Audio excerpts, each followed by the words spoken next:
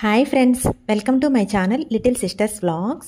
ఈరోజు మన ఛానల్లో సొరకాయ పప్పుచారు అనేది ఎలా తయారు చేయాలో చూద్దామండి. ముందుగా సొరకాయ పప్పుచారుకి కావాల్సినవి చూద్దామండి. ఒక 100 గ్రామ్స్ కందిపప్పును తీసుకొని ఒక 2-3 సార్లు క్లీన్ చేసి ఒక హాఫ్ అన్ అవర్ వరకు నానబెట్టి పక్కన పెట్టుకోవాలండి.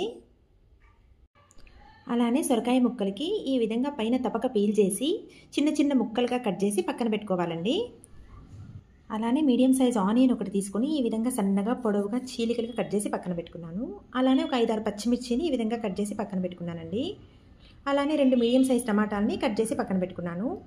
అలానే ఒక 5-6 వెల్లుల్లిని కచ్చాపచ్చగా నలగొట్టి పక్కన పెట్టుకున్నానండి. ఆవాలు, జీలకర్ర, చిటికెడు మెంతులు తీసుకున్నాను. నిమ్మకాయ సైజ్ అంత చింతపండు, ఉప్పు మిరపకాయలు తీసుకున్నానండి. కొంచెం ఇంగువ పొడి. నేనైతే ఈ కర్రీకి సాంబార్ మసాలా యూజ్ చేస్తున్నానండి. ఈ కర్రీకి ధనియాల పొడి కూడా యూజ్ చేసుకోవచ్చు. నాకైతే సాంబార్ మసాలాతో చేస్తే ఈ కర్రీ అనేది టేస్ట్ చాలా బాగా అనిపించిందండి. అందుకని నేను సాంబార్ మసాలా యూజ్ చేస్తున్నాను. ముందుగా చింతపండుని కొద్దిగా వాటర్ పోసి క్లీన్ చేసి వాటర్ వేసి ఈ విధంగా నానబెట్టి పక్కన పెట్టుకోవాలండి. అలానే పప్పులో కొద్దిగా పసుపు, కొద్దిగా ఆయిల్ వేసుకోవాలండి. ఈ విధంగా పప్పులో ఆయిల్ వేయడం వల్ల పప్పు పైకి పొంగకుండా ఉంటుందండి. అలానే మూత పెట్టి ఒక 4-5 విజిల్స్ రానిచ్చుకోవాలి. ఇప్పుడు పప్పుపై మూత పెట్టుకొని స్టవ్ పై పెట్టి ఒక 4-5 విజిల్స్ రానిచ్చుకోవాలండి.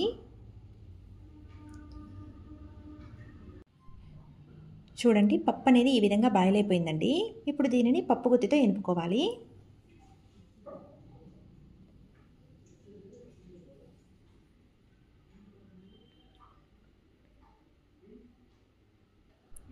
పప్పు అనేది ఈ విధంగా మెదిగిపోయిన తర్వాత దీన్ని మనం ఇప్పుడు పక్కన పెట్టుకోవాలండి.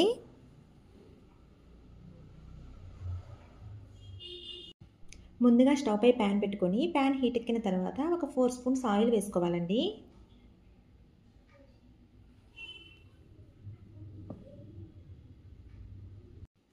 ఆయిల్ అనేది హీట్ ఎక్కిన తర్వాత మనం ముందుగా పక్కన పెట్టుకున్న ఆవాలు, జీలకర్ర, చిటికెడు మెంతులు వేసుకోవాలండి. అలానే ఆవాలు చిటపటమాడి సౌండ్ వచ్చిన తర్వాత ఆనియన్స్, పచ్చిమిర్చి వేసుకోవాలండి.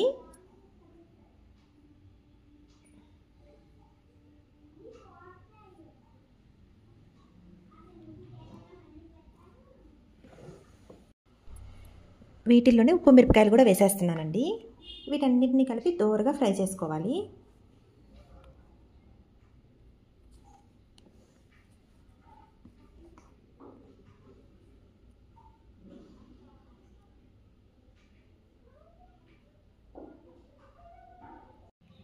ఇవి పూర్తిగా ఫ్రై అవ్వకముందే మనం ముందుగానే కచ్చాపచ్చాగా నలగొట్టి పక్కన పెట్టుకున్న వెల్లుల్లి,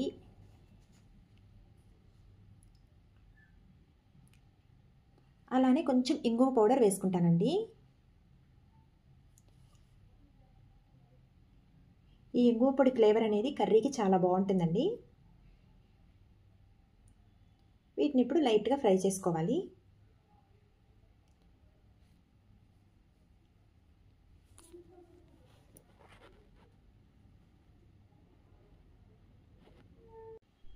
ఆనియన్ అనేది దోరగా ఫ్రై అయిన తర్వాత దీంట్లో కొద్దిగా కరివేపాకు వేసుకుంటున్నానండి.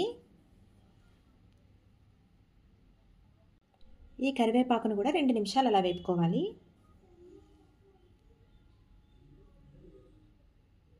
ఆనియన్ అనేది ఈ విధంగా కలర్ చేంజ్ అయిన తర్వాత ముందుగా పక్కన పెట్టుకున్న సొరకాయ ముక్కలను వేసుకున్నానండి.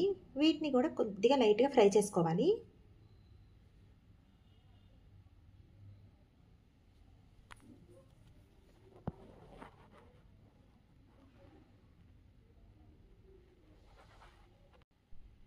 రెండు నిమిషాలు సొరకాయని వేపుకున్న తర్వాత ఒక 5 నిమిషాల పాటు మూత పెట్టి ఉడికించాలండి. ఇప్పుడు మీకు 5-6 మినిట్స్ తర్వాత చూపిస్తున్నానండి. సొరకాయ అనేది ఈ విధంగా ఆయిల్లో ఫ్రై అవ్వడం వలన కర్రీలో సొరకాయ అనేది త్వరగా మగ్గిపోతుందండి. అలానే కర్రీ టేస్ట్ కూడా బాగుంటుంది. చూడండి, సొరకాయ అయితే మగ్గిపోయింది. ఇప్పుడు టమాటా వేస్తానండి. టమాటా అనేది ముందుగా వేయకూడదండి. టమాటా ముందుగా వేయడం వలన సొరకాయ అనేది త్వరగా మగ్గదండి. టమాటా పులుపుకి అది మగ్గదు. అందువల్ల టమాటా ఇప్పుడు వేసుకుంటున్నానండి.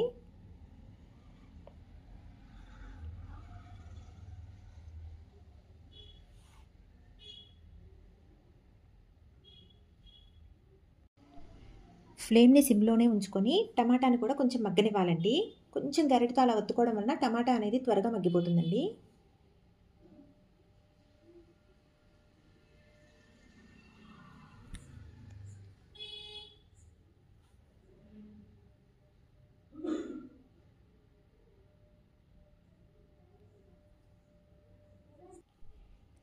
ఇప్పుడు ముందుగా నానబెట్టిన చింతపండులో పిప్పి తీసేసి రసం తీసి ఇలా పక్కన పెట్టుకున్నానండి. ఇప్పుడు దీన్ని వేసుకోవాలి.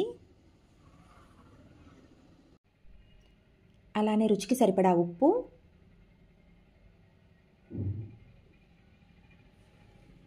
పచ్చిమిర్చి కూడా వేస్తున్నానండి. కారం అనేది మనం తినే స్పైసీకి తగ్గట్టు వేసుకోవాలి.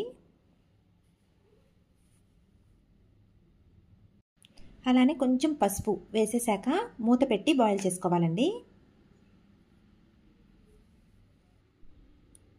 ఇప్పుడు మూత తీసి చెక్ చేసుకుందామండి.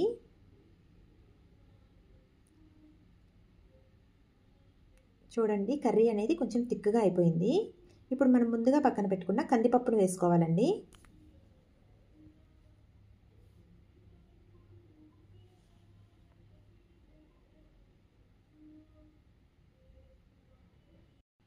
అలానే ఆ కందిపప్పు కుక్కర్లోనే వాటర్ తిప్పి పోసేస్తున్నానండి.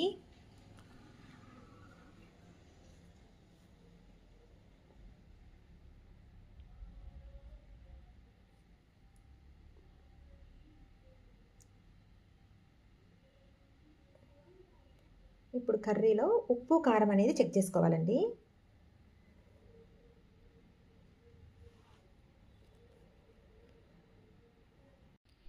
ఈ కర్రీలో అయితే సాల్ట్ తక్కువైందండి, సాల్ట్ వేసుకుంటున్నాను.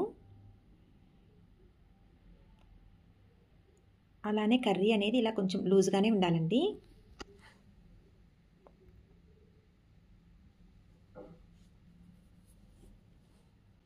నేనైతే ఈ సొరకాయ పప్పుచారుకి ఇంకొక గ్లాస్ వాటర్ పోసుకుంటున్నానండి.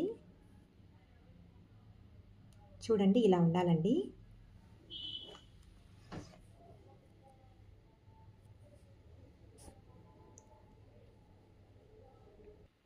ఇప్పుడు పప్పుచారు మీద మూత పెట్టుకొని తెల్లనివ్వాలండి. ఇప్పుడు ఒక్కసారి మూత తీసి చెక్ చేసుకుందామండి. చూడండి, కర్రీ అయితే లైట్గా తెల్లుతుందండి. ఇప్పుడు ముందుగా పక్కన పెట్టుకున్న సాంబార్ పొడి వేసుకుంటున్నానండి. ఈ ప్లేస్లో ధనియాల పొడి కూడా వేసుకోవచ్చండి. నాకైతే సాంబార్ పొడి టేస్ట్గా అనిపించి ఇలా ట్రై చేశానండి.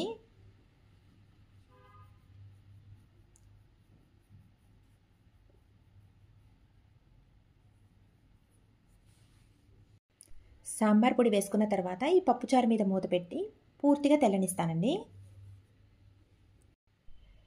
సాంబార్ పొడి వేసుకున్న తర్వాత పప్పుచారు మీద మళ్ళీ ఒక్కసారి మూత తీసి చెక్ చేసుకుందామండి. చూడండి, కర్రీ అనేది పూర్తిగా తెల్లిపోయిందండి. ఇప్పుడు చివరగా కొద్దిగా కొత్తిమీర వేసి స్టవ్ ఆఫ్ చేసుకుంటానండి.